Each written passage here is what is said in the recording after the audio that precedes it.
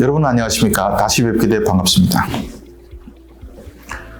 아시다시피 김정은은 새해가 시작되자마자 7차례 이상 각종 미사일을 발사하면서 한반도 정세를 긴장 국면으로 끌고 가고 있습니다. 그러자 윤석열 후보가 사드를 수도권에 배치하겠다고 해서 논란이 됐었죠. 논란이란 구체적으로 말해서 이재명 후보 지지자들이 정신 나간 소리라고 반박해서 생긴 것이죠. 저 개인적으로는 미군이 운용하는 사드가 아닌 우리가 미국에서 사와서 우리 군이 운용하는 사드는 수도권에 배치할 필요가 있다고 봅니다. 사드가 북한이 황해도 쪽에서 쏘는 미사일은 막지 못할 것을 압니다. 그런데 북한 미사일 기지가 다 전진돼 있는 것은 아니고 멀리 자강도, 양강도 등이 엄청 많습니다. 거기서 발사한 미사일에 대해서는 사드가 방어적 역할을 할 수 있을 겁니다. 사드가 북한 미사일 방어에서 절대적일 수는 없습니다. 하지만 무서운 도둑놈을 막자면 방비 체계를 다각적으로 만들어야 되겠죠. 담장도 쌓고 방범문도 만들고 CCTV도 달고 예비 자물쇠 그리고 벨 등 할 수 있는 방범 체계는 다 동원해서 다는 것이 안전한 것입니다. 최전방 경비만 실례를 들어봅시다. 철조망 한 겹, 두 겹 치고 땅을 파고 올까봐 아래는 콘크리트로 기초를 만들고 모래로 흔적선을 깔고 위로 넘을까봐 철조망 위에 다시 원형 철조망 또 설치하고 CCTV 설치하고 그럽니다. 그런데도 올해 설날 북에 돌아간 탈북자처럼 그걸 다 뚫는 사례가 나오죠. 사드는 철조망 위에 다시 원형 철조망을 치는 것과 비교할 수 있습니다. 원형 철조망이 없으면 철조망 뛰어넘기가 얼마나 쉽겠습니까? 한마디로 사드는 우리가 북한 미사일 도발에 대비해 갖출 수 있는 다양한 방어 시스템 중에 하나라고 할 수 있겠죠. 이게 중국을 자극한다고 하는데 남의 눈치 보느라 집에 열쇠 못 달겠습니까? 방비는 강하면 강할수록 나쁘지 않고 이렇게 강화해야 도둑이 함부로 집을 털 생각을 못하는 것입니다. 물론 사드가 없으면 우리 안보가 크게 더 위험해지진 않겠죠. 이미 서울은 단거리로 쏴도 충분한 사드가 이때는 필요 없겠지만 그럼 북한이 왜 대륙간 탄도 미사일과 중장거리 미사일을 그렇게 죽도록 만들어내겠습니까? 그거 다 필요하다고 만든 것인데 그 북한이 가진 힘을 빼는데 효과적인 것이 사드입니다. 우리가 수도권만 방어하는 것을 넘어 미국과 일본에 날아가는 미사일 막아주면 그 나라들이 고맙다고 안 하겠습니까? 또 다른 측면에서 우리에게 도움이 되는 것이고 또 김정은도 도발할 때 남쪽 눈치를 볼 수밖에 없는 것입니다. 사드 문제 좀 길게 얘기했네요. 그런데 김정은의 처지에서 한번 생각해 봅시다. 김정은은 한국에서 제일 무서운 것이 사드일까요? 사실 김정은이 가장 스트레스 받는 것은 따로 있습니다. 그게 뭔지 알아봅시다. 주성아TV는 구독, 좋아요도 좋지만 끝까지 들어주시면 더욱 힘을 얻습니다. 김정은이 가장 스트레스를 받을 것이 뭔지 생각해 보셨나요? 이달 7일 미국 싱크탱크인 전략국제문제연구소에서 위성사진 하나가 공개됐습니다. 북한이 북중 국경 인근 자강도 회중루에 건설한 연대급 대륙간 탄도 미사일 기지 사진입니다. 요즘 위성사진 화질이 정말 끝내줍니다. 이 기지는 여의도 면적 2.9 평방킬로미터의 2배가 넘는 약 6평방킬로미터의 면적에 자리 잡고 있고 비무장지대 북쪽으로 383km, 중국 국경과는 불과 25km 떨어진 곳에 있습니다. 이 기지는 운영본부와 보안시설, 지하시설, 거주 및 농업 지원 등 6개 활동공간으로 나눠져 있고 탄도미사일은 물론 이동식 발사차량, 이동식 거치대 등을 수용할 공간도 있습니다.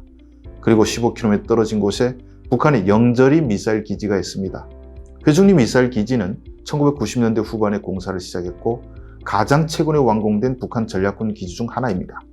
여러분, 김정은 입장에서 한번 생각해 보십시오. 제가 김정은이라면 엄청 열받아 미칠 지경일 겁니다. 무려 20년을 민간인도 접근 못하게 하면서 숱한 군인들 동원해 파고 또 팠는데 그냥 위성 한 방에 다 찍혔습니다. 20년의 수고가 위성사진 한 방에 물거품이 된 것입니다. 거기에 화질은 얼마나 좋은지 입구까지 또렷하게 다 보입니다. 저건 이제 더 이상 비밀기지가 아닙니다. 제가 예전에 설명드렸듯이 우리에겐 지하 180m까지 관통할 수 있는 현무4 미사일이 있습니다. 이것 정확도도 엄청 뛰어나 입구 오차 없이 타격이 가능합니다. 입구가 중국 쪽이어서 어렵다고요? 요즘 미사일 꼭 포물선 그리며 날아가지 않습니다. 수직으로 산 꼭대기에 내려꽂힐 수도 있고 회피 기동도 합니다. 지하 100m 이상 들어가면 지진이 일어나서 그 산 밑에 굴은 매몰됩니다. 저기 회중리 같은 곳은 우리가 가진 순항 미사일 쏴서 입구 매몰시키고 산 위에 현무포 한두 발 내리꽂으면 그냥 매몰입니다. 아니 20년을 남이 볼세라 몰래 파고 또 팠는데 이게 물거품이 되면 김정은이 열받지 않을까요? 20년을 뻘짓한 것입니다. 미국은 벌써 이런 식으로 북한의 비밀 미사일 기지를 손금 보듯이 알고 있습니다. 이제 김정은은 더 이상 땅굴 파고 들어갈 마음이 생기지 않을 겁니다. 입구까지 공개된 미사일 기지는 마음만 먹으면 무덤이 되는 것입니다. 1991년 걸프 전쟁 때 이라크는 81발의 스커드 미사일을 쐈습니다. 그런데 그 돈 많은 이라크가 미사일을 80발밖에 갖고 있지 않았겠습니까? 미국이 정찰기로 다 파악해 대부분 발사대를 제거했기 때문이죠. 그런데 30년이 지난 지금은 위성으로 손금 보듯이 봅니다. 고고도 정찰기도 있고 레이더 기술도 비교할 수 없이 진보했습니다. 북한이 미사일 숨기는 기술은 걸프전 때와 비교해 진보하지 못했는데 감시 자산은 비교가 불가능할 정도로 발전한 것입니다. 저렇게 갱도 입구까지 다 파괴되면 미국이 가만히 있겠습니까? 집중 감시가 됩니다. ICBM 얼마나 큽니까? 북한 대다수 도로에선 그 큰 ICBM 차량이 제대로 움직일 수가 없습니다. ICBM이 아니고 중거리 미사일도 차량이 큽니다. 이 미사일이 기동하는 것이 한계가 있어 결국 기지에서 나와서 멀리는 못 갈 것이고 기동도 매우 굼뜰 것인데 그때 여기선 다 지켜본다는 것입니다.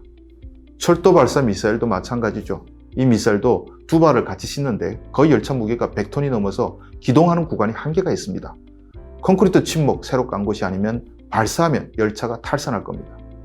이것도 발사하고 돌아가면 어디로 가는지 위성으로 다 보는 것입니다. 즉 집이 어딘지 안다는 말입니다. 지금은 평화 시기이니 매일 들여다볼 필요가 없으니 안 볼 수도 있습니다. 그러나 북한의 움직임이 심상치 않으면 미국과 일본, 한국이 갖고 있는 모든 감시 자산이 북한을 들여다봅니다. 입구까지 깨끗이 보이는 위성을 피해 북한이 거대한 미사일 차량을 빠르게 딴 곳으로 뽑는 것은 불가능한 일입니다.